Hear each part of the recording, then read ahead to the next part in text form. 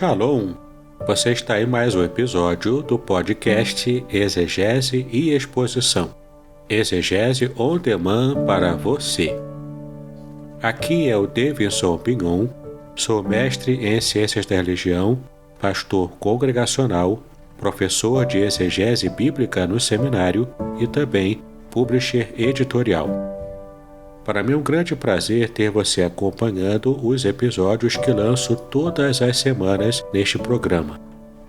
E aproveitando que você gosta de estudar a Bíblia com bastante profundidade, siga-me nas redes sociais e também conheça todo o material gratuito que eu tenho apresentado para o seu próprio estudo e aprimoramento bíblico. Dê uma olhadinha também nos links abaixo em 2 cursos especiais. O primeiro deles, Introdução à Exegese Bíblica, e o mais recente, A Trindade Revelada nas Escrituras Hebraicas. E no episódio de hoje você poderá acompanhar uma mensagem muito especial que trará grande enlevo espiritual para a sua vida. Nós vamos estar abrindo a Palavra de Deus em João, Evangelho de João, no capítulo 10. João capítulo 10, versículo 10 também. João 10, 10. É um texto que nós conhecemos bem, texto que tem muito a falar ao nosso coração nessa manhã, um texto que vai entrar de verdade na nossa mente e no nosso coração para nos trazer paz. Olha o que o texto diz, João capítulo 10, no versículo 10. O ladrão não vem senão a roubar, a matar e a destruir. Eu vim para que tenham vida e a tenham com abundância. Eu vim para que tenham vida e a tenham em abundância.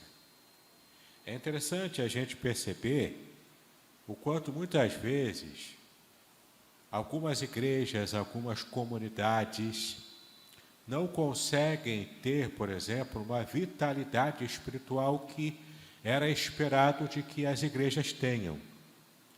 Por exemplo, quantas comunidades nós conhecemos que você percebe, por exemplo, uma pregação enfadonha ou um grupo um pouco apático na participação dos cultos. E nessa manhã eu quero trazer para vocês o que a Bíblia nos ensina sobre vitalidade espiritual. Vamos falar hoje sobre vida plena que satisfaz. E vamos entender qual o propósito de Deus, inclusive para a nossa própria comunidade local. O quanto o Senhor tem trazido vitalidade espiritual para aquele que deseja estar próximo dEle, estar servindo a Ele, estar se colocando na presença dEle, com o seu coração aberto, com o seu coração completamente submisso à ação do próprio Deus. Então, se falta vitalidade espiritual na sua vida, a partir de agora, preste atenção, porque esse texto tem muito a falar ao seu coração. Estamos aqui diante de um contexto. Todo o versículo bíblico ele está inserido em um contexto. Esse contexto tanto é o contexto dos versículos anteriores e posteriores, que nós entendemos ser o contexto literário da passagem, quanto também o texto possui um contexto histórico-cultural. E quando levamos em conta esses contextos, nós conseguimos então perceber com mais clareza o que de fato a palavra de Deus está revelando. Então nesse texto aqui, quando Jesus destaca essa mensagem, ele diz que o ladrão veio para roubar, matar, destruir, mas eu vim para que tenham vida e vida em abundância. Nós temos um contexto aqui que nos ajuda a entender essas figuras que ele usou. Por exemplo, a quem Jesus se referiu quando lhe disse que o ladrão veio para roubar, matar e destruir. São 3 ações progressivas que o Senhor Jesus fala sobre essa figura do ladrão. E algumas pessoas, alguns até pregadores, eu mesmo já preguei essa mensagem lá no começo do meu ministério, sem ter feito uma exegese adequada sobre esse texto, eu mesmo afirmei o que não é verdade. Porque alguns pregadores, e eu inclusive na minha história, já preguei, de que o ladrão aqui se referia a Satanás, se referia ao diabo. Mas quando analisamos o contexto, nós percebemos que não é o diabo que Jesus está se referindo. Ele está se referindo aqui a pessoas, a falsos mestres. E quem seriam esses falsos mestres? Esses falsos pastores. O contexto vai dizer para nós. E o contexto do capítulo 10 está no capítulo anterior, está no capítulo 9. No capítulo 9 de João, nós percebemos aqui que houve a cura de um cego de nascença, e a cura desse cego de nascença aconteceu no dia de sábado. Ora, para a cultura judaica, guardar o sábado é algo imprescindível, é algo importantíssimo. Eles levavam muito a sério essa questão da guarda do sábado. Até hoje, na cultura judaica, guardar o sábado é importantíssimo, porque, de fato, foi uma ordem que Deus deu especificamente para os descendentes do povo judeu, de Abraão. E, de fato, Jesus, como judeu, ele guardava o sábado e também levava a sério isso. A grande questão aqui é que nós, na nossa cultura atual, nós achamos, tem até um dizer muito popular que diz que Jesus não tinha raça, cor e nem cultura. Ele tinha. Ele era da raça judia. Ele tinha cor, característica dos povos da Palestina. E ele tinha cultura. Ele estava inserido dentro da cultura judaica antiga, no primeiro século. Então, por mais que a gente tente desvencilhar Jesus de todo o seu aspecto cultural, ele tinha esse aspecto cultural. E o texto diz aqui no capítulo 9 que aconteceu algo extraordinário, Jesus curando um cego de nascença. Só pelo poder de Deus operando ali.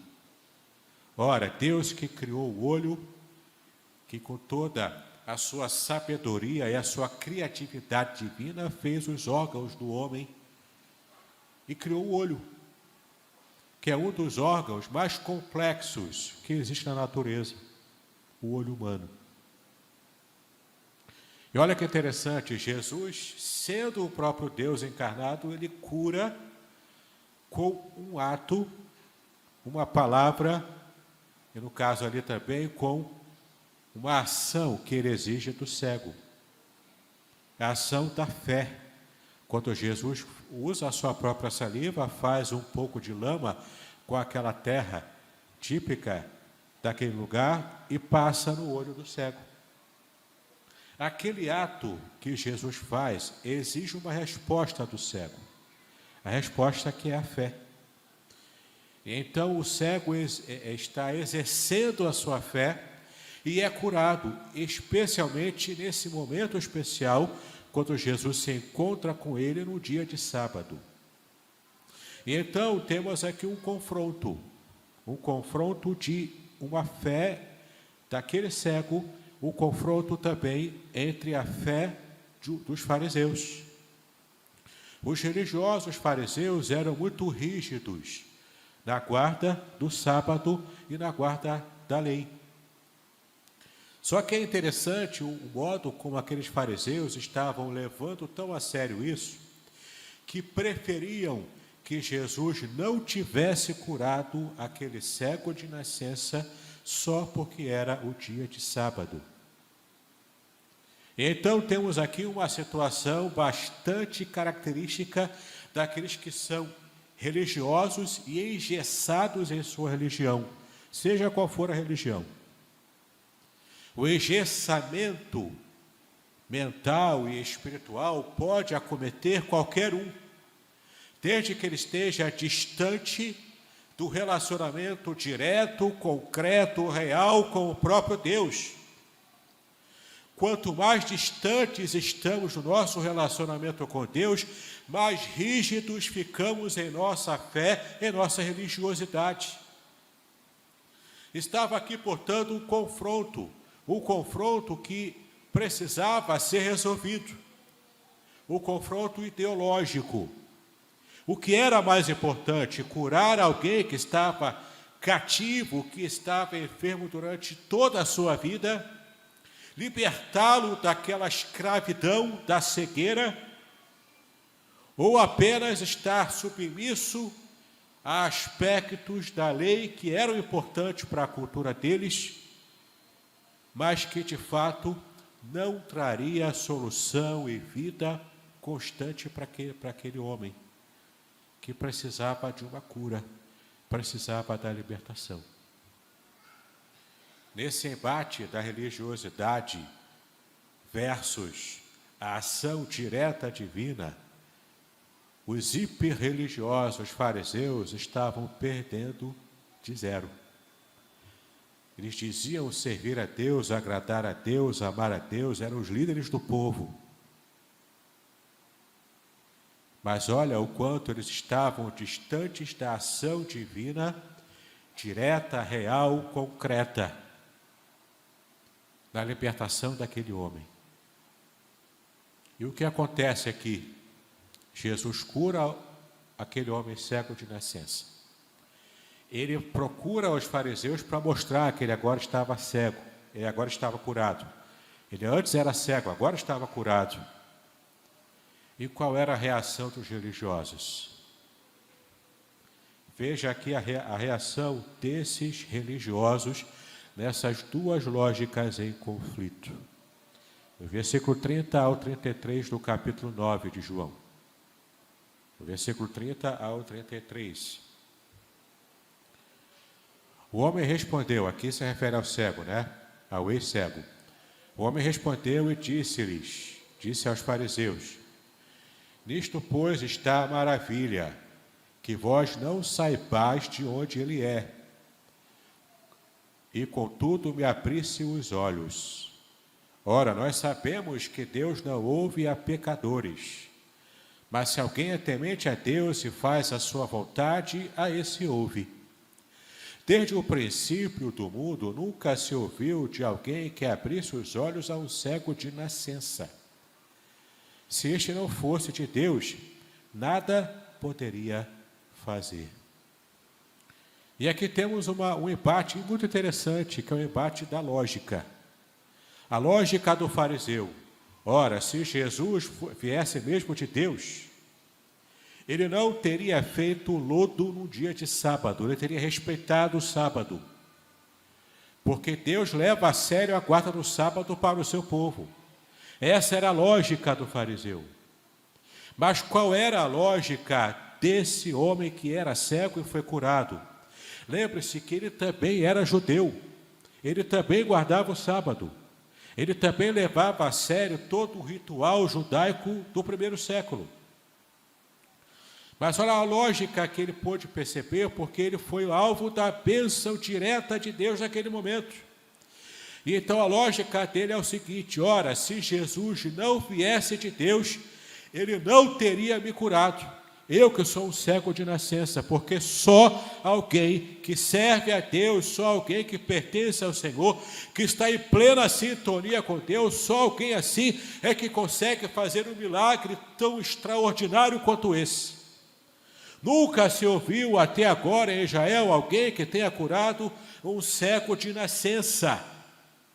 Um cego que teve a sua vida inteira lidando com a sua cegueira. E então, em questão de minutos, ele é curado porque Deus está agindo. E não era nenhum passe mágico, não era nenhum tipo de ilusionismo, de algum espertalhão. Não, o homem era cego e todo mundo sabia disso. A comunidade inteira de Israel sabia que aquele homem era cego desde que nasceu. Não havia espaço aqui para dúvidas. Todos conheciam aquele homem. E de repente ele está enxergando tudo ao seu redor. Agora, o mais interessante é que os religiosos engessados, os fariseus engessados, em sua religiosidade, eles é que estavam plenamente cegos em sua espiritualidade. Enquanto que aquele que outrora era cego, conseguiu enxergar em Cristo algo que os religiosos não conseguiram enxergar. Essa é uma triste realidade, que muitas vezes nós também percebemos em nossa vida espiritual. Por exemplo, quando Jesus nasceu, os religiosos da sua época não conseguiram perceber os sinais. Agora, alguns viajantes do Oriente, que tinham outro tipo de religião, mas que estavam ligados aos sinais, perceberam, os magos do Oriente perceberam que havia algo diferente. Eles estavam atentos ao que estava acontecendo. Quantas vezes Deus está agindo no nosso meio? Quantas vezes Deus está até mesmo falando conosco e não conseguimos ter os ouvidos abertos, não conseguimos ter os olhos espirituais aguçados para enxergar o agir de Deus, o falar de Deus na nossa vida. Há algum tempo atrás, quando eu ainda era solteiro e estava nessa luta de encontrar a pessoa certa para a minha vida, orando, muita gente orando por mim, eu também, era um milagre eu poder casar um dia. Para quem não sabe a minha história, eu me casei com 35 anos de idade. Demorei, mas Deus abençoou, né?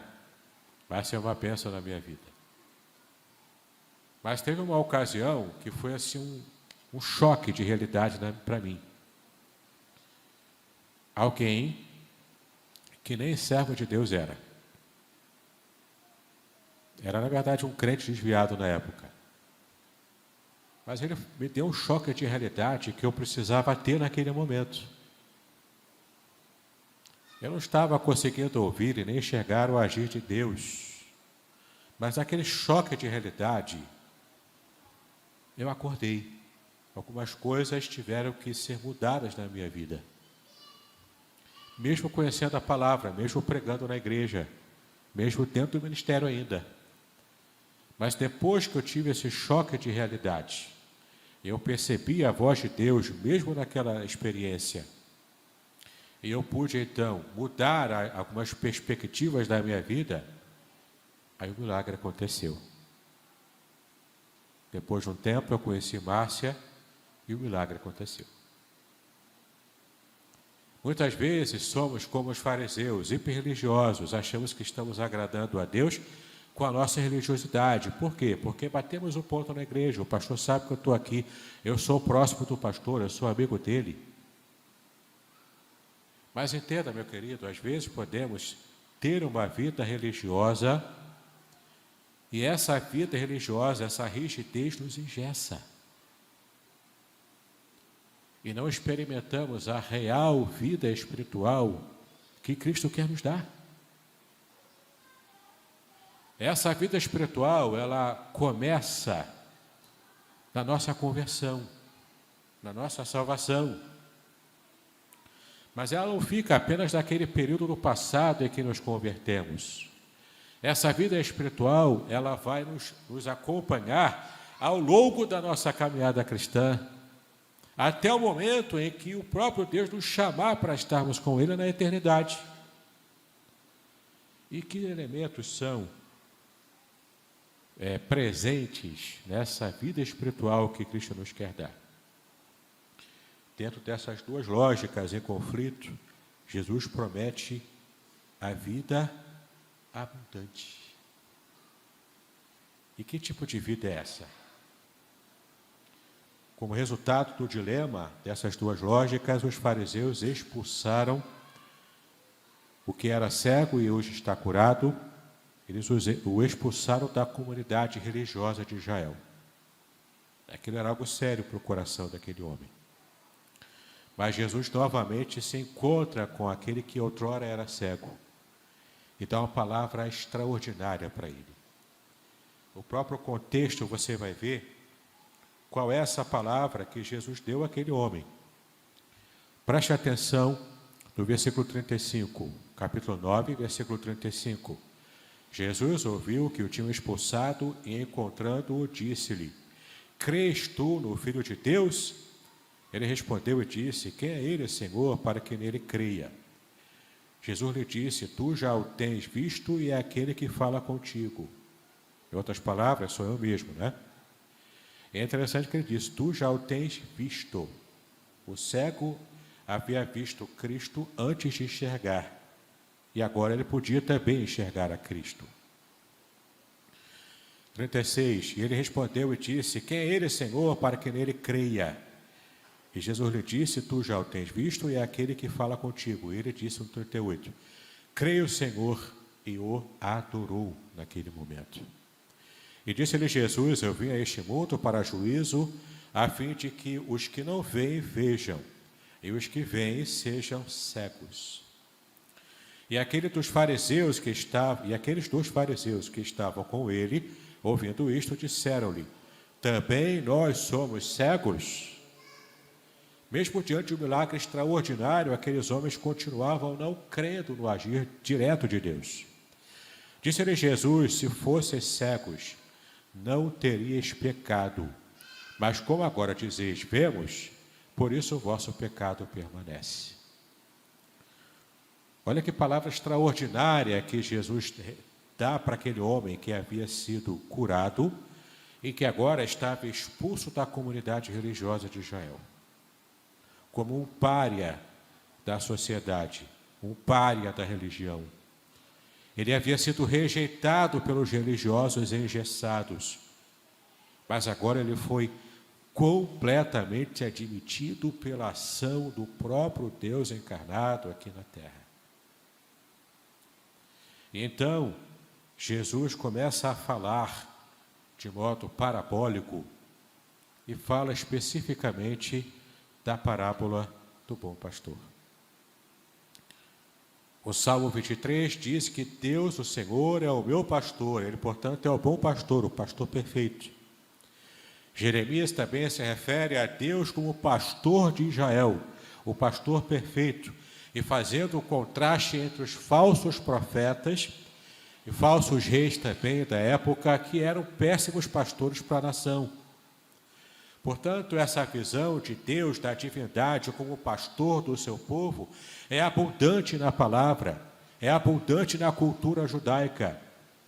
E temos aqui então Jesus agora, no versículo 11 do capítulo 10, dizendo que eu sou o bom pastor. E o bom pastor dá a sua vida pelas suas ovelhas. Ele se coloca como bom pastor na mesma qualidade da ação divina lá no Antigo Testamento. Ele agora se coloca como esse bom pastor encarnado, como o próprio Deus encarnado, que é o bom pastor da nação de Israel, que estava caminhando a esmo sem uma liderança firme, sem uma liderança espiritual que enxergasse a realidade. Infelizmente, meus queridos, aquela liderança estava completamente fora de sintonia do Deus a quem eles diziam servir e amar. Uma liderança cega leva o povo para o abismo. Graças damos ao Senhor, porque nós temos em Cristo o nosso pastor. O pastor não apenas do povo de Israel, mas o pastor de cada um de nós que somos servos dele em qualquer lugar do mundo. Ele é o nosso líder, é o nosso pastor. E o Senhor nos guia para pastos verdejantes. E é interessante também que a palavra que aparece aqui no original em grego, para bom pastor, a palavra bom em grego, que aparece aqui é kalos. Kalos, que é bom, modelo ou também belo. Belo no sentido de ser bonito. E aqui eu me lembro, aí eu vou dizer a minha idade, né? Eu lembro na minha época, na minha infância, da coqueluche da época que era pedir a Caloi, a bicicleta Caloi. Não é? Se alguém aqui da minha época vai lembrar disso. O grande desejo das crianças era ter uma bicicleta Caloi. A palavra Caloi vem do grego, kalos, que significa bonito, belo, bom. Aposto que você não sabia disso. Né? Significa isso. Então, quando Jesus disse que ele é o bom pastor, ele está usando aqui a palavra kalos, que é bom, no sentido de perfeito, assim como Deus é perfeito, fazendo um contraste completo e total com aquela liderança cega que havia expulsado aquele que era cego e foi curado pelo próprio Senhor, simplesmente por preconceito religioso, por um apego exagerado e rígido a um protocolo religioso e social. Percebe aqui qual é a realidade do que essa passagem nos ensina? Quando ele diz, portanto, eu sou o bom pastor que dá a sua vida pelas ovelhas, ele diz no versículo 10, o versículo anterior, ele diz que o ladrão, que aqui se refere a esses fariseus religiosos, que não amavam de verdade o povo, mas estavam apenas preocupados em manter aquela casca religiosa, aquela aparência religiosa, aquela estética de santidade. Eles estavam apenas preocupados com isso. Não tinham interesse genuíno pela pessoa que estava ali, por aquele homem que precisava de libertação. Então Jesus diz que o ladrão, esse religioso, dessa maneira, que é um falso pastor, que é um péssimo pastor, ele veio para quê? Para roubar, para matar e para destruir. Percebe o tipo de progressão na destruição que ele está se referindo. Primeiro rouba, não satisfeito em roubar o dinheiro, a vida, as emoções, em sequestrar a mente daquele que estava debaixo da sua liderança, o ladrão também quer matar. Matar a fé, matar a espiritualidade, matar a vida da pessoa que poderia ter uma vida superior, porque Deus é o autor da vida, Ele é o dono da vida, Ele pode dar a vida superior caso alguém se relacione com Ele. E além de roubar e matar, ele destrói, porque ele não está satisfeito em ver apenas a pessoa totalmente jogada na lama, mas ele quer destruir, ele quer acabar com qualquer tipo de possibilidade da pessoa se levantar. Mais uma vez eu repito, ele não está se referindo aqui ao diabo, ele está se referindo ao falso mestre, ao falso pastor, em contraste direto com ele, que é o bom pastor que dá a sua vida pelas ovelhas. E por que Jesus faz isso? Ele diz aqui que eu vim para que tenham vida, e vida em abundância. E aqui temos duas palavras também importantes. A primeira palavra é vida. A palavra vida em grego que aparece aqui é a palavra zoe. Tá? A palavra zoe em grego, que não é a vida como nós muitas vezes entendemos quando lemos o texto, porque em grego existe uma outra palavra que também é sinônimo de vida, mas vida aplicada à nossa experiência biológica, é a palavra bios em grego, que é a vida biológica, é o respirar, é o comer, o beber, é a vida normal, né, que nós conhecemos. É a vida que é estudada pelos biólogos. É a vida bios. Não é essa palavra que aparece aqui. Aqui aparece a palavra zoe. A palavra zoe em grego é a vida abundante. É uma vida de qualidade superior. Digamos assim, uma vida com V maiúsculo. Entendeu? Vida com V maiúsculo, ou seja, uma vida de qualidade. E era tudo que aquele cego não tinha quando ainda estava cego. Aquele homem, por ser cego, não tinha uma vida de qualidade superior. era uma vida de dependência dos outros. Era uma vida abaixo do normal. Ele precisava de ajuda para poder caminhar. Ele precisava de ajuda para poder sobreviver. E mesmo aqueles que eram normais, na sua visão, também tinham uma vida sacrificada, porque naquela época a vida daquelas pessoas ao entorno da Palestina era uma vida de pessoas pobres, massacradas pelo Império Romano, massacradas também pela própria religiosidade judaica. Entende como que era uma vida de qualidade inferior daquilo que Deus podia dar para todos?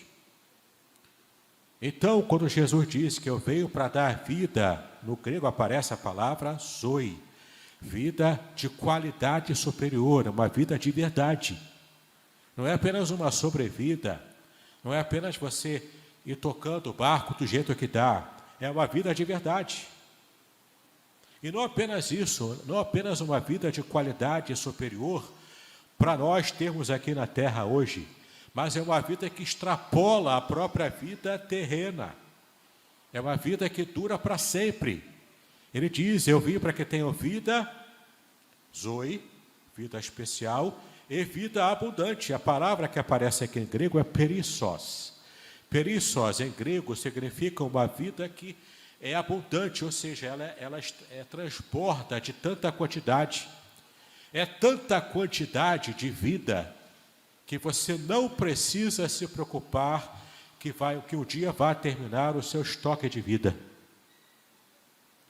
Essa palavra vida abundante, essa palavra perissos abundante, significa algo que é inesgotável, ou seja, que perdura por toda a eternidade. Então você imagina uma vida completamente perfeita, uma vida completamente satisfatória para você, que te traz uma felicidade tremenda, uma felicidade especial, extraordinária. E essa vida de felicidade vai transbordar para toda a eternidade. Era mais do que aquele homem desejava. Talvez na mente daquele homem, ele só queria voltar a enxergar. Era a esperança inicial dele. Mas além de voltar a enxergar, Jesus prometeu a ele e a todos nós vida de qualidade superior e que dura por toda a eternidade. E sabe por que essa promessa que Jesus fala? A modalidade de vida é a modalidade de vida do próprio Deus. Não é uma vida meramente biológica, que já é a bênção de Deus, já é a criação do próprio Deus. Ela também veio de Deus. Mas aqui nós estamos diante de uma promessa de uma vida que extrapola mesmo a nossa existência aqui. Veja, por exemplo, em 2 de Pedro, capítulo 1, versículo 4. Rapidamente, vamos lá. 2 de Pedro, capítulo 1, versículo 4. E você vai ver como esse texto se refere a essa vida que veio do próprio trono de Deus. 2 de Pedro, capítulo 1, versículo 4. Pelas quais ele, que é Cristo, nos tem dado grandíssimas e preciosas promessas, para que por elas fiqueis participantes do quê? Da natureza divina, havendo escapado da corrupção que pela concupiscência há no mundo. Quando recebemos a vida de Deus em nós, somos então feitos participantes da própria natureza divina. A vida que Deus nos dá, essa vida abundante de qualidade superior, ela nos é oferecida gratuitamente como um presente.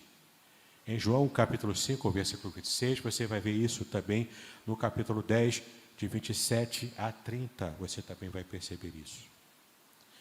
E a vida divina capacita os filhos de Deus a realizarem obras poderosas aqui na terra. Por isso, vitalidade espiritual. Por isso, a igreja precisa tomar posse dessa vitalidade espiritual que Cristo oferece. para fazermos a obra de Deus com a capacitação do próprio Deus, do próprio Espírito Santo na nossa vida. Essas obras poderosas servem também para que possamos criar essa unidade de todas as coisas que convergem em torno de Cristo, que vão se caminhando para estar em torno de Cristo. Veja em Efésios capítulo 1, versículo 10, porque tudo converge para Cristo, tudo no universo, na humanidade, converge para o Senhor Jesus. E também para que Cristo seja tudo em todos. Veja lá em Efésios capítulo 1 também, agora no versículo 23, Cristo é tudo em todos. Nós dependemos de Cristo para tudo que fazemos aqui. E enquanto estivermos ligados a Ele, que é a grande videira, e nós somos os ramos dessa videira, nós estamos ligados à vida e podemos fazer obras extraordinárias através de Cristo, Cristo através de nós, na realidade. E então, podemos ter uma vida realmente abundante, uma igreja viva, acordada, desperta para a obra de Deus, fazendo a diferença no mundo que está em franca decomposição na sua moralidade, na sua espiritualidade. O sistema religioso, meus queridos, muitas vezes é um sistema religioso que já expulsou Cristo da sua realidade, assim como aqueles religiosos expulsaram o ex-cego da religiosidade de Israel. Por causa disso, essa religiosidade vazia de Cristo gera morte. Gera morte espiritual, inclusive. Mas Cristo dá ao ser humano, primeiro, vida plena, completa, de qualidade superior, para vivermos hoje. E uma vida que também é quantificável e se projeta para toda a eternidade. A vida transbordante, a vida eterna, que vai nos levar para toda essa eternidade de felicidade, de serviço ao Senhor, de glórias e mais glórias ao nome de Deus. Como tem sido a sua vida espiritual, meu irmão, minha irmã? Como está a dimensão da sua vida espiritual, não apenas com os exercícios normais e diários de leitura da Bíblia e oração, mas mais do que isso até. Isso é a base, isso é o mínimo. Mas precisamos também estarmos conectados com Deus. Nos afastarmos daquilo que nos faz desagradar o coração de Deus, que são os pecados, seja pecados de monta maior, de conhecimento maior, que causa escândalo, até mesmo pecados menores. Pecados que a gente, às vezes, até dá pouca importância, mas eles também nos afastam de Deus. Como está o seu nível de espiritualidade? Como está o seu nível de proximidade de Deus? Que possamos nos desvencilhar de meros cacuetes religiosos, meros cacuetes evangélicos, porque isso pode nos afastar de Deus mais do que nos aproximar dele. E que possamos de verdade estarmos próximos à vida abundante que Cristo nos quer oferecer. Amém? Deus nos abençoe em nome do Senhor Jesus Cristo. Muito bem, agora o que eu gostaria de ver é a sua participação. Entre em contato comigo, compartilhe a sua experiência comigo e quem sabe até se você enviar em formato de áudio, eu possa aproveitar a sua experiência para apresentar no próximo episódio do podcast Exegese e Exposição. Eu sou Davidson Bignon e eu ajudo pastores e líderes cristãos a fazer estudos bíblicos da igreja, sem terem problemas com interpretações erradas. Se você então está pensando em compreender a sua Bíblia com segurança, não deixe de assistir a mais episódios como este aqui. Então, assine o canal, acione o sininho, curta, comente e também compartilhe. Ajude-me a ampliar o alcance com estudos bíblicos de qualidade na internet. Que Deus abençoe os seus estudos, paz e bênçãos sobre a sua vida.